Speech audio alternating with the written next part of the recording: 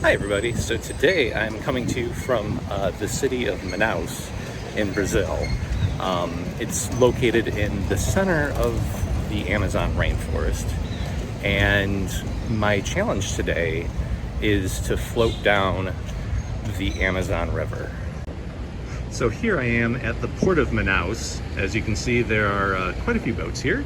I brought a hammock and a couple of water bottles. And there's some dogs here as well. And so I will be floating on one of these boats from Manaus to Santarém. And that should be about 30 to 36 hours. Let's have fun. And here is the Ana Caroline, which is the boat that I will be on for the next however the fuck long. This is what it looks like on board. As you can see, there are a lot of hammocks. And I'm deciding whether I want to actually sleep on my hammock like this, or if I just want to like sleep on the ground and like use it as a pillow. I found that I don't know, I typically don't do well with sleeping in hammocks, so I will decide later on.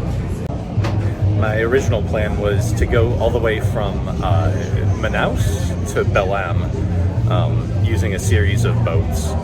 And unfortunately, when I went to the port yesterday, it turned out that there were no boats going that day. So now I don't have enough time to actually do the last stretch, so I'm going to have to fly that. So my plan now is to go from Manaus to Macapa, which is also on the right by the Atlantic Ocean. So from what I can gather, there are 4 floors to this boat.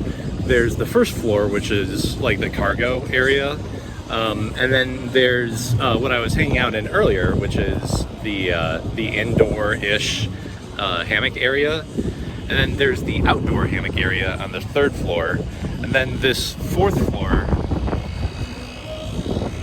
seems to just be a party area that I think will be used later on tonight. I've been sitting here for about 2 hours and been listening to Brazilian music, and we're finally leaving.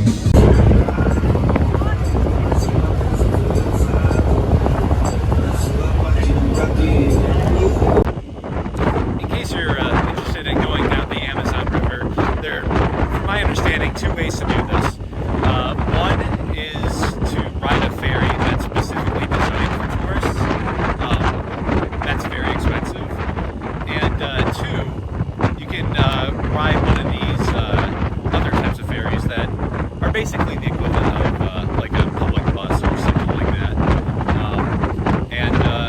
Yeah, so this one's a lot cheaper. I saw some guys doing it on YouTube, and so I decided to do it myself. So far, I haven't actually been on the Amazon yet. This is actually the Rio Negro. That is the river that connects the Amazon with Manaus, which is all the way back there now. But very shortly we are arriving at the encounter of the 2 rivers, and at that point the color will change quite a bit.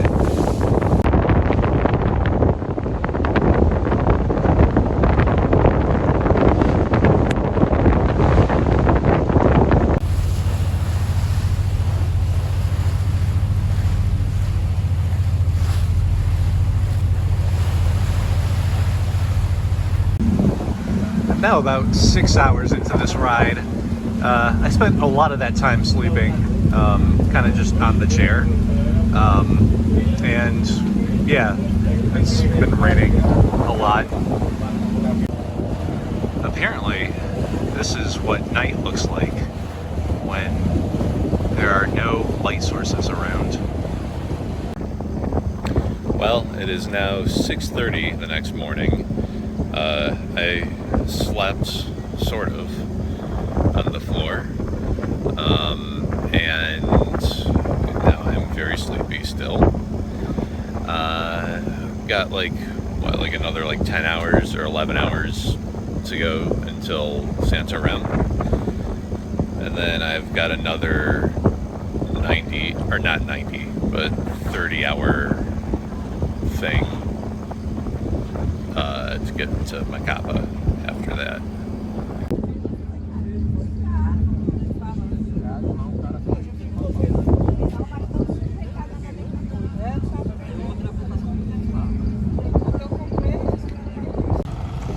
Every few hours or so, we've been stopping at these towns along the way, and these towns that are, you know, on the Amazon River use the Amazon River in order to do most of their transportation because the roads inland kind of suck. So yeah, the people who live in these towns use this boat to go up and down the river. As you can see, the people who live here will often sell stuff to the people on the boat using, I think, very long sticks. All right, here is the city of Santarém, which is where I will be sleeping tonight. So it is now the next day, and I decided that I do not want to be on a boat for another 30 hours because it turns out that is very boring. So I am just gonna fly the rest of the way, which means that the challenge was a partial success. Anyway, it feels good to be on land.